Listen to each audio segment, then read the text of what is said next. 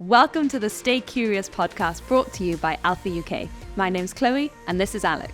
This podcast is all about being open-minded, staying curious and fueling your intrigue. We're going to be hearing stories from people all across the UK and beyond.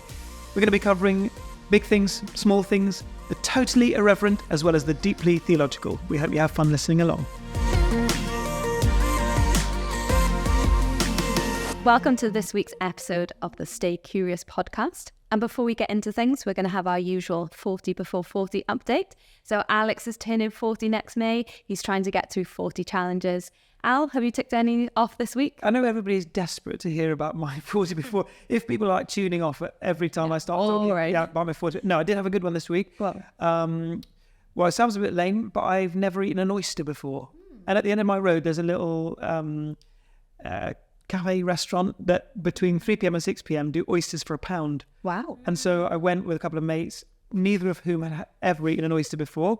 And we got served oysters and it was disgusting. Is it? I've never had one either. Well, you eat it all in one and you sort of don't really chew it and it tastes like the ocean. I'm not sure why people would pay to do it, but... and they're meant to be usually expensive, right? It's a bit gross. I just want to say, I don't think that they're from they must be like from Blackpool Beach or something like that. Or the £1 oysters. Yeah. Yeah. Where are they from? There was a reason you didn't like it. Yeah. It's just like snot. It was like a shell of snot. Fishy or more salty? Both. Yeah. Both. Ooh, Yeah. Disgusting. Not very good. Well, we've also had a question in from our listeners. So we're encouraging you to stay curious and ask us, what are you curious about? And this week, our question comes from Stacey in Manchester, who says, I'm curious about why everyone is wearing Crocs. Crocs? Yeah, Crocs. That's what she's asked. Yeah, that's what she's asked. Okay. Which I think I'm with Stacey on this. Like, I thought Crocs was like an old man shoe that you wear in the garden, or like one of my friends who's a midwife wears them in hospital. They're like comfortable, practical. Yeah. But now young people are wearing Crocs. My 10-year-old daughter the other day asked for a pair of Crocs. And then obviously my 7-year-old daughter then saw her Crocs and got the same. And they have these things called giblets, something like that. And they're like little... the things you put on them. Yes. Yes. Yeah. Yeah, I think they are giblets actually. Yeah, good knowledge from me, giblets. Yeah. And you can buy like badges and stuff that go on the Crocs. And when she asked for them, she said, Dad, I need some Crocs. And I was like, do you? How old are you? Yeah. And she said, no, Dad, everyone who is cool wears Crocs. Aww. And so now she's got a pair of Crocs. She loves it. But I agree with you that I thought they were mostly for old gardeners. Yeah. Until Justin Bieber wore them to everything. He wears them every single day, all the time. It's his most worn thing. I think they've got maybe a sponsorship, but you know. And that's why everyone now wears them. Oh, Justin Bieber has a sponsorship with Crocs? I think so. Okay. Yeah. And it's like made his own. I think they're like lilac or something like that. And I would say that's probably got a massive influence on why people think it's like Bieber. Well, she's sure. Bieber. Yeah. Can do no wrong in my eyes, Justin. We probably can't, but big fan, big Bieber fan. Well, on that Bieber and Croc note, we would like to welcome Azande, who's our Global Youth Communications Manager for Alpha. Azande, do you own a pair of Crocs yourself? I used to, and they were definitely for being at home. Pre-Bieber or post-Bieber? Actually, I would say that I was an early adapter. Whoa. Yeah, I was an early adapter because I like the thought of like juxtaposition outfits. So like wearing something that totally doesn't match, but you wear it anyways because it feels cool or whatever. But then like I don't think I actually ventured off into the supermarkets or into normal life with them because I was like, I think you're safely meant to stay here. Was it like a lockdown thing when people just all wore their pajamas? 100%. It was like there was like a leisure wear era that they really peaked. But I'm really enjoying this fashion advice. For people who don't know Azande, as well as being the Global Communications Director for Alpha Youth, which means that not only are you deeply in touch with the younger generation of what's like hot right now, you actually have a background in fashion as well. I do. I have a small background. Well, I say a small background. I actually studied like marketing and like fashion. And then I became a junior writer straight after university, during university actually. And then continued for a couple of years. But yeah, I loved it. For someone who doesn't know much about fashion, what's a junior writer? Oh, a junior writer is like bottom of the pecking order. You're basically the person that writes like all the little columns about different trends. So like, let's say it's like, the denim on denim trend, or like the white t-shirt trend or whatever. And it's like sometimes not even about like if something is a trend, you're actually trying to create a trend as well. So like you could be like Crocs or something and you're like, I'm going to write something about Crocs because you're trying to make them popular. Or I don't know, glasses. Like, oh, it's the year of the glasses. And then it was like, what? Like, what? I've always been wearing glasses, but you're just trying to basically perpetuate a trend or create a trend. So yeah, it was really fun. And then sometimes you're like, no, it's not that much fun because I'm writing about a gypsy top or something. Like, I've never worn one. But yeah. Any top tips on what's hot right now? Any top tips? Do you know what's hot right now, guys? Crocs. Do you know what? I'm gonna create something. I'm not gonna say something that I think is already hot. I'm gonna actually like it's maybe set. I'm gonna be junior writer for a moment. I would say what's hot right now. I'm just trying to think like what have I like started to like kind of buy. I say this is very indicative of like where we're at right now. But I would say the color red in all of its facets. I would say like a red nail, a red lip, red jumpers, red anything I think is really nice. But I would say don't overdo it. Just like, just weave it, subtle thing. I would think that that's like something that's quite hot right now. What's already hot, but I'm just like, I can't get enough of are Birks. Birkenstocks. Yeah, I just think like... Are they good or bad? I think good. I just think like, what a phenomenal shoe. I think it looks good all the time. And it's like an upgrade from the Croc. Yep. So I highly advocate for it. I sadly can't wear a sandal because I've got a bad toe. Oh no. Yeah, bad nail. Is nail. it black? Oh, Gammy nail. Gammy nail. Oh, that is a yeah. So it rules me out, sadly. No, but you can wear the... Sorry, I was talking about the Boston. Yeah. Oh, yeah. brilliant. Oh, Yes. 100%. Okay. I don't like people's toes out. Oh, You great. should never be able to see your toes. Like, also, socially, we all know, like, toes... We've got toes out. I'm currently wearing Birkenstocks with toes out. Yeah. But I literally only just invested and now I realise I'm already behind Should have fashion. gone for toes in. Yeah, No, toes in. no, I just Sorry, feel Azande. There's been like a bit of a phenomenon lately where like no one should be able to show their toes because apparently you can sell them on the internet, which like no one should be doing that, but you know. How about if they have red nail varnish on? Oh, well, that changes everything because then you're in the trend. I was just seeing. They're pink. They're big. Azande, you've worked for Alpha for a few years and you're involved in reaching the next generation of young people. Yeah. But you mentioned that you used to work in fashion. Yes. Was there a reason why you left the world of fashion? And was that a difficult place to hold together your faith and be sort of have integrity? Very good question, actually, Alex. I would say yes and no. Hear me when I say this. I think coming out of a very sheltered environment where actually all you know is the amazing atmosphere and love of Christians is like when you go into an atmosphere where actually you realize that now you set the tone for your own faith and there is no one that's like kind of guiding you, holding you accountable, and you're thrown into that environment. I think, then it can be really difficult. And I found that actually I loved being in that environment and I really thrived. I was really like-minded with the people, really wanted to succeed. But actually externally, the cultures that surround the fashion industry, which you can opt in or out of. So there was no pressure to do anything, but I really felt that actually it was conflicting with like who I was as a person, and it really questioned my own integrity. And I had to make a decision for myself and be like, okay, I could either continue down this path and like I'd probably be great, or I could reevaluate and actually, because I would say I felt like I was losing my faith a little bit. Like I felt like I was unconcerned about the things of God. I was completely changing as a person. So I just had to take stock and be like, what feels integral and important for me? And I think I was like, I know. I had to basically pray about it and go, what else do I love? And I was like, I love clothes. Oh, and I love young people. And then I just decided to kind of transition and like think about what would it look like to work in an environment where I was working with young people.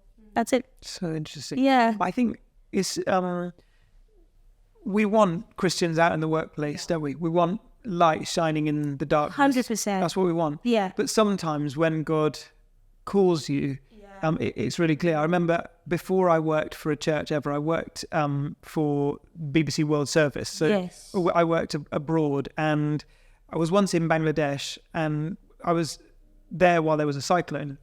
It was in 2007. It was called Cyclone Sidr, and 10,000 people died. I was in the capital, and in the south, particularly of Bangladesh, there's a huge area called the Sundarbans, which is a huge mangrove forest, and there are lots of people who live there in temporary housing, or they're called char dwellers. So they live on parts of the land which is then washed away each season as the floodwaters come. And when this cyclone hit, I was the only Western journalist from the BBC in the country. And so I wasn't a reporter, but the BBC News at 10 asked me if I would travel to the south to do a report. And so they drove me down south, and it was quite a distressing scene. And I remember when I was with this lady, and I had a cameraman with me who was pointing this camera in this lady's face. And her story was that the night before, she had lost 5 children and her husband in front of her. And she was left with her baby. And trying to tell her story to the world was hugely important, because telling it well would have brought international aid and support and relief. But in that moment, I'd become a Christian about 2 years before. I just desperately wanted to talk to her about Jesus. Yeah. And I knew that it was inappropriate, and I wouldn't have been able to do that. Yeah. And that was the moment when I knew clearly God is calling me to work in a Christian environment where that's my primary outlet and work. Yeah. And I've always held it together because, I've always tried to hold together the desire that Jesus wants us out in the workplace. Yes. And then sometimes he has a calling on your life. Yeah. And trying to figure out, presumably because you love fashion and you love young people, trying to discern, should I be out there in the world? Yeah. Or should I be doing something that's primarily Christian? Has that been like a tension and a struggle? 100%. But do you know what's really cool is that, like, when you realize God's goodness and his kindness, you realize how big and long life is. And I'm not saying that like something couldn't happen and it's all over. I get that. But what I'm just trying to say is that we live a long life. And I think there are seasons where God positions us for the work that he wants us to do. And I think for me, I loved fashion. I'll be honest with you. I think it was my identity.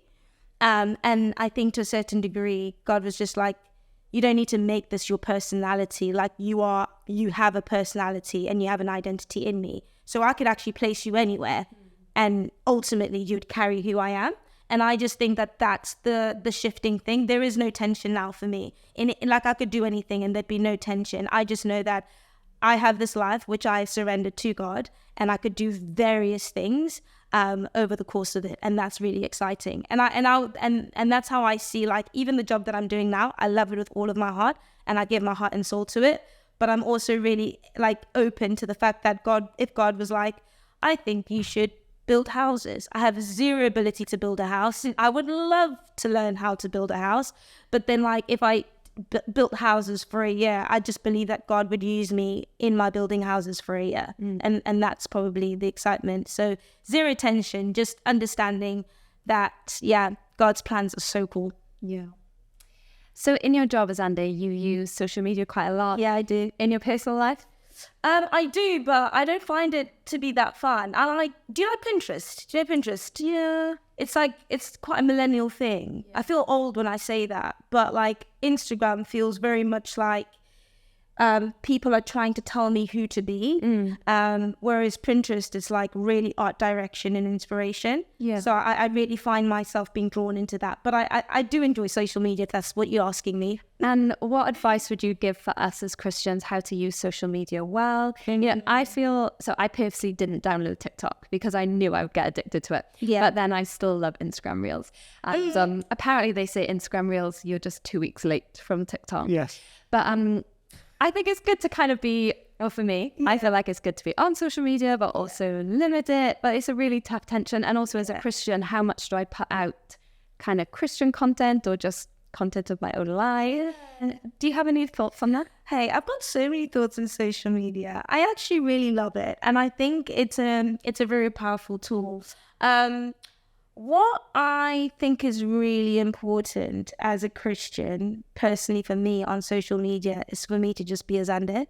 I think the more I'm Azande, this is what I've found. Like, I think you can lead as a Christian with like trying to invite people into like a space where like God exists, or, you know, a conversation about God. But what I've realized is because we're innately created in God's image, like even when we don't realize it, we reflect Him. And with social media, for me, I've just realized it's actually just really fun. And there'll be moments where I'm like, do I need to say something about something? And I think then I could ask God, like, what should I do about that? But ultimately, I'm just like, if I'm just me, the way God created me to be, I just really believe that actually I'm doing the right thing on social media. And I think you'll always know when you're trying to be something else and like trying to do something else, or like being like, oh my gosh, but Alex posted, you know, that he's running Alpha tonight. And so like, should I post about Alpha tonight? And there's nothing wrong about like promoting like amazing things like Alpha, but it's like, who are you and what's integral to you? And like, you don't have to do anything or be anyone that's like, you know, not yourself on the gram. So I just always think like, naturally, I'm like fun, I'm arty, I'm, I don't know what else, but like, I'm just like, just do that. And like there's people that feel called to like spread the gospel or like educate people on Instagram. And I think do that. Yeah. But I think when we're all trying to like be the other thing, when we're not meant to be, I think that's when Instagram just feels like so weird and like becomes this like strange place. Yeah. Did you post when you ate an oyster? No, but I did film it. I got a really good video. I have to show it to you afterwards. Yeah. I remember somebody saying to me that comparison is the thief of joy. Yes. And like, that's when it becomes toxic, is when you are comparing your social media content to someone else, weighing your worth against whether or not it stacks up. And you're always weighing your behind the scenes against somebody else's highlight reel. So true. And the other saying, which I also think is just so true, comparison kills personality. And I think that is so true. As soon as I try and be like Chloe, then like no one gets to experience Azande. And it's like, it's the oldest rule. It's just like, just be yourself, just be integral to who you are. But you're so right. Like, and also don't let it be a competition. It's so funny. Like, I was thinking this the other day, like I can so like take in, like there's this guy called, is it Tyler Stanton? Yeah. And I can never say his last name. And I, like, whenever I listen to him, I'm like, I am so dumb. I don't know if there's people that make you feel very stupid. And I'm like, I'm the dumbest person alive. How can I be like him? And then I go on Amazon and I order like 3 different books. And I'm like, stop it right now. And then I just have to stop myself and go, Azande, you read the things that are interesting to you, that like shape who you are and culturally like position you as a person. I don't have to be like Tyler. However, I can be inspired by Tyler. Yeah. I can be like, oh my gosh, I love his posture to pray. I love his posture to, you know what I mean? Yeah. I'm like, how can I incorporate that in my life? And yeah, it's just little things like that where I'm always just like, oh my gosh, like you can just get yourself into this web of like thinking so less of yourself because you're trying to be so much of something else. But yeah. So good. Azande, thank you so much for joining us on this episode of the Stay Curious podcast. It's been amazing to have you. I'm going to go and get those Birkenstocks. That's my next thing. Get the Birkenstocks. And maybe the red lip. If I were you, I'd get like, what can boys get? A nice red, like, almost like cashmere jumper. Oh. Yeah, like a nice, like thick one. But not too red, otherwise you look like Father Christmas. Yeah, not too red, but actually, red looks nice on a lot of people. It's quite a universal colour. Well, I'm looking forward to seeing it. Well, if you have anything you are curious to know, or you have any 40 before 40 updates for Al, then you can email us at uk@alpha.org and put podcast in the subject, or DM us on our social media, Run Alpha. Thank you so much for listening, and we'll catch you next time.